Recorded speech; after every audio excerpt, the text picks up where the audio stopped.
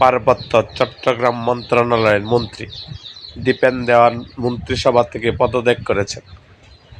আজ সোমবার ১ জুন প্রধানমন্ত্রী তারেক রহমানের কাছে তিনি তার পদত্যাগপত্র জমা দেন।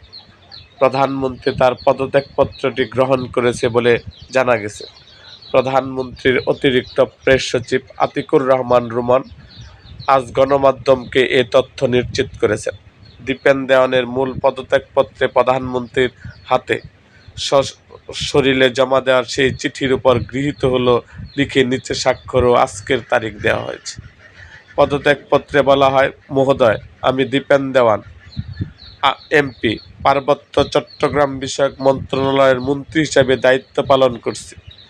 দায়িত্ব গ্রহণের পর হতে আমি শারীরিক নানা জটিলতায় ভুগছি। আমার শারীরিক অসুস্থতার কারণে মন্ত্রণালয়ের নিয়মিত কাজের দায়িত্ব পালনের ক্ষেত্রে নানাবিধ সমস্যা তৈরি হচ্ছে। বর্তমান সরকারের উন্নয়ন ও প্রশাসনিক কাজের গতিশীলতা বৃদ্ধির স্বার্থে আমার বর্তমান পদ থেকে অব্যাহতি গ্রহণ করা আবশ্যক বলে মনে করছি। অতএব উপযুক্ত কারণে আমার পদত্যাগপত্র গ্রহণের জন্য বিনীত অনুরোধ করছি।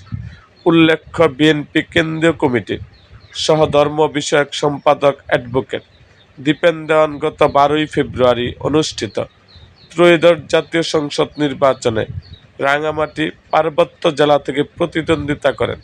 ওই নির্বাচনে তিনি দেশের সর্বোচ্চ ভোটের ব্যবধানে বিজয়ী হয়ে এক অনন্য ইতিহাস গড়েন।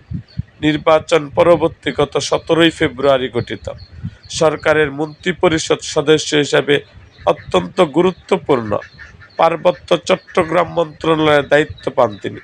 তবে দায়িত্ব গ্রহণের মাত্র ৩.৫ মাসের মাথায় তীব্র শারীরিক অসুস্থতার কারণে আজ আনুষ্ঠানিকভাবে পদত্যাগ করলেন এই রাজনীতিবিদ। এরকম আরও ভিডিও পেতে এবং রাজনৈতিক অঙ্গনের নানা ঘটনা ও ইতিহাস জানতে আমাদের মুক্তাগাছার ইতিহাস মিডিয়া ইউটিউব চ্যানেলটি সাবস্ক্রাইব করুন এবং পাশে থাকা বেল আইকনটি বাজিয়ে দিন।